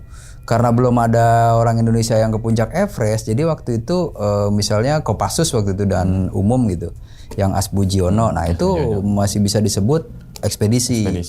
Terus kemudian Seven Summit, dan waktu itu kan hanya laki-laki tuh. Kalau perempuan belum ada yang pernah ke sana dan belum ada yang pernah nyampe puncaknya, masih bisa disebut ekspedisi selama belum ada yang nyampe sana. Nah Loser pun sama, bisa disebut ekspedisi kalau memang itu belum ada yang nyampe situ. Kalau sekarang ya udah nggak disebut ekspedisi dong. Gue pun bukan ekspedisi. Pendakian. Nah, yang ekspedisi itu waktu si senior gue dengan Brimob itu. Itu karena dia dari selatan dan baru belum ada jalur di situ. Iya. Jadi pengertian ekspedisi kayak gitu tuh Bang ya. Iya, sesuatu yang baru. Yang baru. Nah, itu kalau prestasi ya kan. Nah kalau ada juga ekspedisi ilmiah, misalnya penelitian sarang walet di Gua Anu, penelitian gajah di Harimau mana atau apa gitu ya kan, harimau itu ilmiah. Ada juga yang ekspedisi sosial, misalnya bikin jalur air di Gunung Kidul, pipanisasi ya kan, gitu di ya. pipanisasi itu ekspedisi sosial. Ya gitu. Ini cukup menarik sih. Tapi kalau gue jadi Bang Sugi yang masalah rokok satu kaleng itu agak ini juga ya. Terus kan gimana ya, orang Jogja kan biasanya sopan-sopan gitu Bang ya, terus salim-salim pas abang cret gitu kan. Buat apa Bang gitu kan? Jangan dong. Ya enggak lah kan gue di Semak Belukar tuh. Coba Ya kan? saya sempet nanya semua kok, wah nih aneh nih gitu. Ya nanya, udah lo nanti tahu itu. Oh iya paham gitu. Langsung connect semua ya jadi ya. Oh gokil juga sih. Ya karena sekarang logika aja, siapa yang nggak kesel dan siapa yang bukan nggak menuduh kalau itu dia. Rokoknya jelas-jelas hilang, orang dari itu ujung ada tenda. batu, ya kan, batu yang nggak Terus ada. pelakunya cuma mereka. Dan dia Lain bilang soal kalau itu di Gunung Gede banyak orang oh gitu. iya. Dan dia bilang Ini langsung cuma mereka ya, doang. bukan saya ya. Iya, tiba-tiba kok dia seperti udah tahu gua akan nyari apa gitu. Ini kan tolol yang dipiara gitu. Tolong dia Mendingan- belara. Gue sepakat. Iya, mendingan piara kambing gemuk bisa Gue dipotong. sepakat. Ini tolol dipiara. Iya. Balik lagi ke closer Bang, dikit lagi nih Bang. Iya. Trek tersulit nih Bang, kan tadi Abang sempet Sungai Alas dan sebagainya. Yang paling sulit menurut Bang Sugi dari camp berapa ke camp berapa Bang? Itu pada dasarnya relatif aja ya, nggak ada yang terlalu sulit. Kalau kita pernah naik Gunung Salak itu udah paling sulit Gunung Salak tuh. Oh, oke. Kora Jangan Gunung Salak Bang, boykot. ya kan itu doang yang jalur yang satu doang, yang lain-lain kan banyak tuh. Iya. Tapi pedesan Salak nih maksudnya. Iya, kalau iya, untuk iya. Secara kultur- medan lintasan ya medan lintasannya. itu. Tapi kan karena Gunung Salak kan cuma paling sehari 2 hari gitu kan. tapi ini 2 hari. Kalau ini kan berhari-hari. Ya gitu aja sih, nggak ada. Sistem tanam sih ini menarik banget sih, belum gue coba nih kayaknya. Beratnya cuma karena berhari-hari dan itu butuh mental, Selain mental Bang. ya fisik. Heeh. Udah fisik dan mental aja tuh yang Manajemen logistik ya itu udah otomatis. ya. Skill tambahan. Latihan fisik juga ya. Gokil juga. Lo Mel mau ada niatan untuk ke Loser beberapa hari ini, minggu ini? Kan 2 minggu Bang. Gua Bisa pakai helm Bang ya? Biar fashion, pakai harness gitu di Loser, bisa gak tuh? katakan dikit jangan Bang. Jangan. Jangan Bang. Oke. Ya nggak apa-apa, lalu nabung aja dulu, ntar bisa sewa heli. Emang bisa Bang? Iya kali aja Oh kan. kali aja. Pasti Karena bisa aja gitu kan, banyak padang-padang tuh. di lapangan mana? Banyak selain lapangan bola, selain camp lapangan bola itu banyak padang-padangnya. Sungai Alas tuh kan ada padang yang besar juga. Oke, gue satu lagi Bang, lapangan bola biar kita tahu semua nih kayak gimana sih Bang? Oh itu disebut camp lapangan bola emang karena datar, terus dari jauh tuh mirip lapangan yang luas aja tuh. Dan itu beneran datar? Datar. Nggak kelihatan dari atas, datar pas jalan? Enggak, cuma becek aja. Oh. Becek karena dia ada kayak rawa gitu ya, bukan rawa juga sih. Beceknya becek ya semata kaki lah, cek. Ada nampung air. Mata kaki kayak agak lumayan juga ya beceknya ya. Ya tetap Kayak aja nyebelin sepatu basah sih. Iya. Tapi berarti tipsnya ini berarti apa nih Bang untuk ke teman-teman misalnya mau ke Loser nih Bang dari pengalaman Bang Sugi? Ya itu siapin kali sana. mental, fisik, terus sama Sepatu jangan sampai ketinggalan ya. Nanti hilang ya. Gak ngebayangin. ya itulah ya konyolnya. 14 hari pakai sendal, berarti full pakai sendal dong deh. Full pakai sendal. Berarti nih misalkan nih, kan tadi jebol, minjem sama temennya. Iya. Jebol lagi, dijahit tuh, Iya. pakai yang udah Ya udah ada. itu 2 itu. Terus? Iya. Ini putus, ini dijahit, pakai ini putus, ini pakai ini jahit, tuh gitu. Jadi dia ada manajemen sendal juga. Manajemen sendal. Oke, berarti itu titik. Jadi ini juga Bang, apa namanya? Kan emang seharusnya bawa benang sama apa namanya itu? Alat sol ya? Bawa. Itu rata-rata yang namanya kita udah pada ikut, mereka juga pasti ada pendidikan dasar tuh. Itu rata-rata alat jahit bawa saat itu. Sekarang sih nggak tahu sih. Sekarang gue yakin anak-anak sekarang jarang yang bawa alat jahit kepikiran tuh. Kan sepatunya udah Iya. yang Hoka-hoka. oh kau gawak wow. Apa sih sepatu apa sih itu? Kau gawak sama apa namanya Spotify gitu kan, wah anti gitu katanya kan. Ya begitulah pokoknya lah gitu. Tapi jadi poin juga nih yang tadi kita rasa itu adalah sepele, tapi ternyata ketika dibutuhkan itu jadi prioritas Bang ya, alat yang alat sol itu. Emang seharusnya ada juga sih harus dibawa kan perintilan-perintilan kayak gitu dan wajib kan. Iya, karena itu berhari-hari dan kita pasti ngebayangin satu saat sepatu kita jebol juga tuh. Iya juga. Dan emang bawa dari beberapa orang nih, ada yang bawa lebih dari satu lah. Oke, Maksudnya lebih dari satu orang yang bawa dari rombongan ini nih. oh, teknik ngesol juga harus bisa. Ya, dan itu juga kan bisa masuk ke dalam perlengkapan survival kalau dulu kit. tuh. Iya. Oke. Ya gue nggak paham kalau anak zaman sekarang sih, mungkin nggak jarang. Wah, udah buat apaan lah, banyak warung juga. Iya, kan bawa lem Alteco. Tapi warung di Loser juga belum ada tuh. Belum ada. Belum ada. Berarti kita bisa bikin Bang. Bisa di pucuk angkasa. Waduh, jauh banget maksudnya. Kira-kira camp 1 aja yang dekat gitu. Iya. Oke, ini karena udah kedinginan ya, AC dingin banget sih Iya, teman. iya. Kita akhiri aja deh. Kira-kira deh Bang, punya pesan lagi gak sih Bang? Atau mungkin sekedar mengingatkan dari pengalamannya Bang Sugi lah gitu untuk supaya Ya, kita apa ya? sama-sama belajar dan menurunkan angka accident di gunung nih Bang, dari human error gitu Bang. Kalau gue ceritakan ini apa yang gue inget.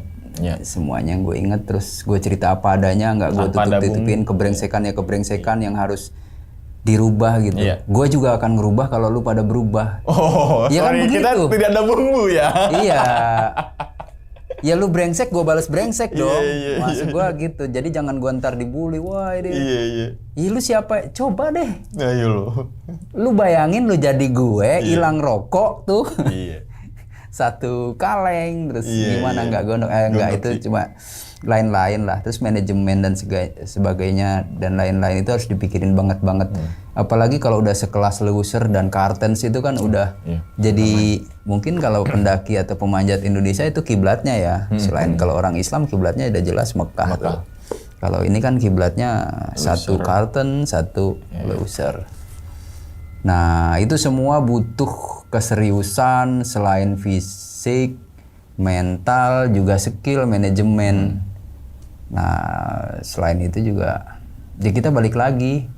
Kita bukan naik gunung tuh gue nggak ada cari sensasi sih. Gue cuman pengen mencari jawaban teka-teki apa yang di dalam otak gue gitu. Loser tuh bagaimana, seperti gue cari Baduy itu kayak gimana. Udah, setelah itu gue akan sharing gitu. Gue akan kasih tahu, bahkan ngapain gue foto-foto gitu, ngapain gue gini-giniin. Kalau ini kan supaya dilihat orang, bukan buat sombong-sombongan. Begini kalau dulu ya udah jadiin bahan referensi aja. Kalaupun mau. Iya, oke. Gitu deh. Itu deh. Pokoknya nanti ada segmen baru ngobrol Bang Sugi, terutama masalah yang kenapa kok Ini banyak dan itu. kok banyak angka resiko di gunung, bukan angka resiko kayak kecelakaan di gunung, yang gunung gede, gunung Salak, tapi nggak ada angka kecelakaan yang tinggi di gunung Raung, di gunung Loser dan sebagainya. Tapi nanti di segmen yang lain. Oke Bang ya? Oke. Oke. Dan ini kan teman-teman semua, cerita dari Bang Sugan ini bukan untuk nakut-nakutin teman-teman semua ketika mendaki gunung Loser ataupun ke gunung yang lainnya, tapi ambillah sisi positifnya dan buang sisi buruknya. Sekian dulu pada video kali ini dan nantikan video-video gue berikutnya. Hal gaib itu muncul ketika sugesti kita buruk. Wassalamualaikum warahmatullahi wabarakatuh. Selamat beristirahat. Waalaikumsalam. Terakhir Bang, kenapa Bang suka naik gunung Bang? Ya karena ada gunung. Ya udah, gitu aja.